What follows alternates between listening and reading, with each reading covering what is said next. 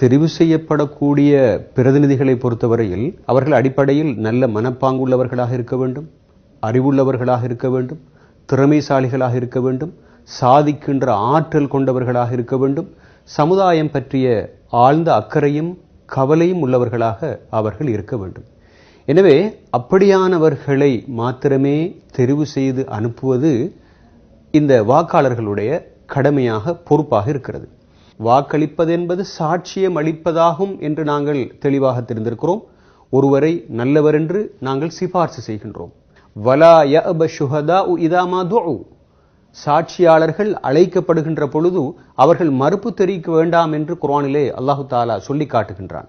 அதே நேரம் லா தக்துமு ஷஹாதா, நீங்கள் சாட்சியத்தை மறைக்க வேண்டாம் என்றும் குர்ஆனிலே சொல்லி காட்டுகின்றான். எனவே வாக்களிப்பது என்பது ஒரு உரிமை மாத்திரமல்ல, சில நேரங்களில் ஒரு கடமையாகவும் மாறுகிறது.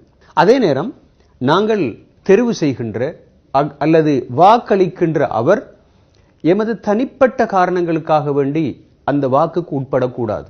பொய் சாட்சியம் சொல்வது என்று ரசூல் ஸல்லல்லாஹு அலைஹி வஸல்லம் அவர்கள் கவுலு ஜூர் என்ற சொற்பிரயோகத்தை பிரயோகித்திருக்கிறார்கள். பொய் சாட்சியம் சொல்வது என்பது பெரும்பாவங்களுக்கு மத்தியில் இருக்கின்ற ஒரு பெரும்பாவம் என்று ரசூல் ஸல்லல்லாஹு அலைஹி வஸல்லம் அவர்கள் சொல்லியிருக்கிறார்கள். தகுதியான பலர் இருக்கின்ற சந்தர்ப்பத்திலே தகுதி இல்லாத ஒருவரை சில அற்ப நோக்கங்களுக்காக வேண்டி காரணங்களுக்காக வேண்டி தெரிவு செய்வது என்பது உண்மையில் பொய் சாட்சியம் சொல்வதாகும். நாம் நினைக்கலாம், நாம் வாக்களித்துத்தான் என்ன பிரயோசனம் என்று.